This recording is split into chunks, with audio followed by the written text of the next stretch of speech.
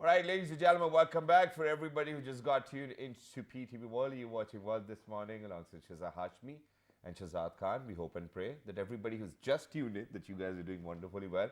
Because previously we did talk about everybody who was tuned in as well. The weather's great. It's a sunny day over here in Islamabad. And yes, it was raining in Karachi, Balochistan, Islamabad, and elsewhere in the Balajat Ilaka as well. So, ladies and gentlemen, I think on this sunny day, we're very lucky that earlier we were actually joined by a person who actually has achieved quite a lot. And, you know, they were here to share their experiences, whether how we can convert our careers into such lucrative and amazing careers as well. Other than that, obviously we know that the expat community, ladies and gentlemen, in terms of foreign remittances, contribute quite a lot towards the economy of the country. So it obviously is our fariza, you know, it's our first, it's a moral obligation for us to make sure that we ask them every now and then whether are there still any challenges you still face while you come down to the country or while you're living abroad. Yeah, definitely we need to do that. So without any further ado, let's be doing that. Because Shazad, while of course there must be some challenges for anyone who is staying away from their own motherland, we need to discuss that. But there's a lot of good news coming up for them. Staying away from motherland. It does happen when you go to Pardes. Let's ask them actually how they feel about it. All right. So ladies and gentlemen, we are very lucky that we've actually been joined by the members of Overseas Pakistani Global Foundation. And we're very lucky that we've been joined by Mr. Sheikh Shakil Saab. He was over here I think 6 or 7 months ago as well. He couldn't stay back in USA for a longer period of time. He loves his country too much. He's back once again. Hello, sir. Assalamu alaikum, Sheikh Saab. How are you? Good. Assalamu alaikum. Assalam. Thank you for having me. Thank you very much, sir, for joining us. It's wonderful to have you alongside Sheikh Saab. Ladies and gentlemen, we're very lucky that we've been joined by the chairman, OPG of USA. He happens to be Mr. Akhtar Zahir Saab. Hello, sir. Assalamu alaikum. Good morning. Good morning, sir. How are you? Absolutely perfect, sir. Thanks for having us. For joining us. Wonderful to have you. And last but not the least, ladies and gentlemen, we were lucky that we have been joined by somebody who happens to be an attorney at law, senior legal advisor at OPGF. He is Mr. Shiraz Khan. Hello, sir. Assalamu alaikum. Good morning. Assalamu alaikum. Good morning. Thank you very much, sir, for joining us. And it's always wonderful, you know, whenever we see an attorney at law, that too from abroad, he's always smiling. That's great. But Sheikh Sahab, I have a personal question from you. I don't know what you might answer. But every now and then, whenever I see an expat coming to Pakistan, I will always see 2 or more cell phones in their hand. What's the problem? Why do you guys carry 2 cell phones? One for USA and one for Pakistan? Thank you for asking me this question. Okay, I love this question. Okay, the reason is this. Used to be you could bring 2 telephones. Okay. When Zulfi Bukhari Saab was representing overseas, and they allowed 2 telephones for 1 year. Husband and wife, you can bring at least 2 phones a year. After that, they stopped these services. Now, 1 phone is used for 60 days, and after your phone is shut down, unless you pay the duty. If you don't want to pay the custom, and then you have to use another phone, because after 60 days, that phone is no longer working. And while you're living in Pakistan, and you have to use your WhatsApp, and you need Pakistan local SIM, so it's only a 1 phone, and then you have a 2 phone. So the phone should be open as long I'm not reselling that phone. True. And I'm using that phone. Let's say you go to abroad, any other country, and your phone is stopped. You know, American, Canadian, European, they might can afford 2 phones. But people come from Gulf, I think it's very hard for them. Exactly. And so thank you very much for saying that. But, you know, there's one more thing which just popped up in my mind, and that was that, you know, for all of those cousins and Pupiyan and Chachu who've been calling you to send in a cell phone from USA, you should have asked one from them. You were like, yaar, itne sare phone bheje, ek mujhe bhi de do yaar wapas. Actually, 2 phones should be allowed, 1 for you, 1 for your wife. And happened to, that's a true story. Now, I just pay 46,000 rupees duty for my wife phone. All right. Okay. Wow. And you had to, there was no other choice, right? She stays in Pakistan. Oh, okay. So, you know, she's not going back. So, you know, she needs to use a phone. So that's one problem. Yeah. Wonderful. All right, definitely. And we really hope we can do something about it, because even if we do buy, international brand phones over here, PTA approved has to be a thing. Of course, you have to pay and wait for 4 months, the procedure, whatnot. I mean, it's an extra 30,000-40,000 rupees for a PTA approved phone. And if you're a person like me, you'll be ripped off more than 40,000 as well. And not only that, if you pass 60 days, if you pay within the 60 days, the duty is less. Once you pass the 60 days, I think 12 or 13,000 rupees is fine, which I pay the fine too. Oh, okay, okay. That is, of course, inconvenient, and I hope it gets to the right authorities as well. But gentlemen, since the last time you came here, you were, of course, here with a lot of good news. You were giving a voice, or rather a platform to overseas Pakistanis. Along with that, you were fighting for a lot of people who were inconsiderately serving jail time over there, you know, coming back to Pakistan. Congratulations on that. But now you have the right to vote in Pakistani elections. How do you feel about that? Chairman OPGF, please. Thank you for asking me. Overseas Pakistani feel very proud to the current government who give the voting right. But we have to set up the mechanism how to make the vote. Okay. To make the transparency of the voting rights, the voting cost, how to make the voting cost. So we have to see the further procedures, what's going on with that. But overseas Pakistani all over the world, they are feeling much better, and they feel like part of the country again. They was feeling left over, and this is we really appreciate as the overseas Pakistani. Well, sir, and thank you very much for saying that. And I do believe that, you know, it's a great initiative, but sir, there is another mindset to it as well. And you might have actually come across that as well. So, you know, Mr. President, Mr. Chairman, and Mr. Attorney at Law as well, this is a question for all three of you. Now imagine, I mean, you are a very regular visitor to Pakistan, even you are, you know, so every 6 months, 7 months, we do a show together, and we want to make sure that the expat community do feel very inclusive about, you know, how they contribute towards Pakistan. The narrative over here, sir, I'm not saying that it's a majority that who have actually developed this narrative, but they say that for people who, for example, live in Canada or US or UK or, you know, in any other country, it's more than 1 million Pakistanis who live abroad in more than 140 countries, and those are those Pakistanis who are registered. So we have another million who went via donkey, or, you know, there are other procedures as well. Sorry to say that. But sir, how do you think that, you know, for somebody who does not really know the problem within Thatta or within Badin or Sindh or interior Punjab, how do you think that they will be voting from there, sitting in US and making sure that the problems will be solved at the grassroots level? Do you think that will occur? I'll start with you, Shrazvi. Well, you know, one thing, you know, which is very appreciated, you know, after 72 years, finally we are, you know, we are says now we are Pakistani, because that's a one of right. But didn't you choose to be half not Pakistani? No one forced the second nationality onto you. I'm only clearing the sentiment here, please. I mean, you know, see, in 47 we were the two nations were separated, and after 26 years the constitution was made. 73. That's one of the, you know, the things which is very important. And after 72 years we got the, you know, opportunity to select or elect our, you know, the rule of law. Right. You know, because the system is, you know, made by the, you know, the through the vote, you know. I mean, it's a democracy. So you know, coming to your point, particularly the mechanism, that's what will be the challenge for Pakistan as well. You know, how we you know, bring our vote and how we cast our votes. That will be the challenge. But, you know, this is gradually things are, you know, moving on. You know, it's the first step. So do you believe that, you know, this is the first step which has been taken in the right direction? Absolutely. All right. Wonderful. Mr. Chairman, what's your take on this?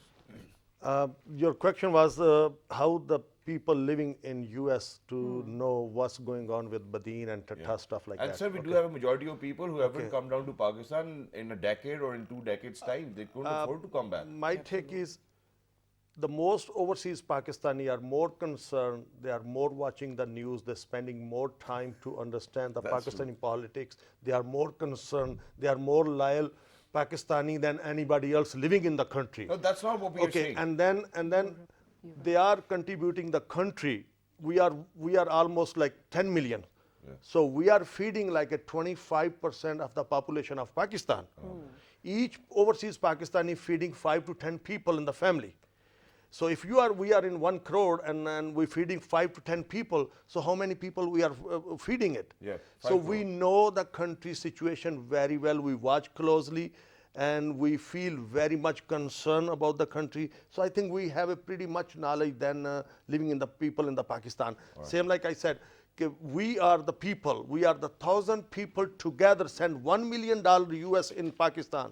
And the one bureaucrat, one politics, take same money back to the country, back again to USA and Canada or over there. So we watching everything, we know every single thing, and our dollar, you guys accept our dollars, but please accept our as a your brother, as a your part of your family, as a part of this land. We do, sir. And, You know sir, what? you know, Yeah. since we are over here, so it's our sole responsibility to kind of ask whatever the people want us to ask as well. And, you know, it was a narrative. That's why I said. So it's not that it actually was a personal question. And I believe that, you know, that everybody should have the voting right, whether they are in Pakistan or not, because everybody wants to contribute towards a prosperous Pakistan. There's not going to be any agenda. But do you think that there can be inclination towards a few political parties of the overseas Pakistanis because they have worked for a longer period of time to make sure that they have a good place in their hearts? Mr. You know President. what, like the way chairman say that since I'm in Pakistan, I'm not watching the news. When I'm in New York, I never sleep without Without the watching news. what's going on in Pakistan. True. And that is true. True. Not me, every Pakistani. We are always concerned what's going on back home. Yeah. And the voting rights giving, that's such a wonderful idea. Alhamdulillah. And overseas, sitting there, they know who's a really right person for the country because they have the vision, they have the knowledge. And that's going to be very clear because probably they're going to use their telephone, their system to vote. So there's going to be no compromise. If you're voting for one person, one party, you're going for the right person. All right, man, that's wonderful. That is brilliant. Now, you know, we have spoken about it before as well. I think this will definitely give a newer direction or open a newer dimension Absolutely. for a lot of people. Because in my personal opinion, when we're talking about a democracy and when we're talking about a population that is, I don't want to use the word illiterate, but let's say uneducated or haven't had the opportunity to receive that kind of education to be informed, if they have the right to vote and make a system for the country, I really want educated people to have the right to vote as well. And not necessarily all overseas Pakistanis will be educated, but I'm talking about people who will be making an informed decision. Because Shahzad, even for the people living in Pakistan with the NICOP few years back couldn't vote, and it was so frustrating. So fingers crossed, I'm really looking forward to this. A lot of other countries are doing this too. But even, let's talk about the procedure now, because you even said how we're looking at how we have to make it Mechanism. possible. Mechanism, yes. EVMs, that is where the question mark is. So You do know, we a still lot have of to go to the embassy to vote, or do you think that EVMs will be placed somewhere and that you No, will I don't think it's even you need to do that because let's say maybe we should do it online? Yeah, because you know every Pakistanis can register their phone number and you vote from your cell phone and you know the IP address and everything is legit. And that should be done in you don't even need a machine here. Okay. You know, you could use your cell phone and you know it's registered with Nadra with your name and you use from your home and you vote whoever you want to vote. And you know, I second that, and it's because of the fact that every year, you know, because it's been twice that I've voted, and every time I have to go to my halka to get myself registered and then put up You don't have on to. top of it. I mean, and that's no need That's for why that. people You know, don't I am vote. registered. Yeah. My name is registered. I have a CNSC. So now I use my cell phone and that's it. That's why people don't vote. You don't have a time to go line and this and that. You know, you wake up in your bed and you know whoever you want to vote and your vote is registered, your IP address, your telephone, your number. exactly. And you have the Nadra database. But Just use it. I think that the problem can be that if, God forbid, everybody takes a screenshot and the results somehow come the other way around. No, no, everybody that's can- another can thing. like, sir, That's another thing. Screenshot किसी और के आ रहा है, जीत कोई और के. कीमे वाला नान भी खिलाना बचिएगा. Well, the thing is, don't be afraid with the new technology. right. Let's have experience with that one. Why not? And the overseas Pakistani will not give the vote कीमे वाला नान और बिरयानी की प्लेट पे वो वोट नहीं देगा. तो it's gonna I be think a that's big change. wonderful, and thank you very much, sir, for developing this narrative amongst us as well, because this is something which we even think and we are thinking likewise. Great people do think likewise as well. But now, very quickly, I think we should come down to where people are facing more challenges, in particular talking about the expat community. So we'll start with you because you happen to be attorney at law as well. A lot of people have a lot of pending cases over here. Within the courts as well, where you know they had properties and somebody else has hijacked them already. Do you think that the government's coming down to a point where the solution will be in near future? Well, you know, that's the point. You know, we always, you know, bringing the voices of the overseas diaspora. The mechanism is same.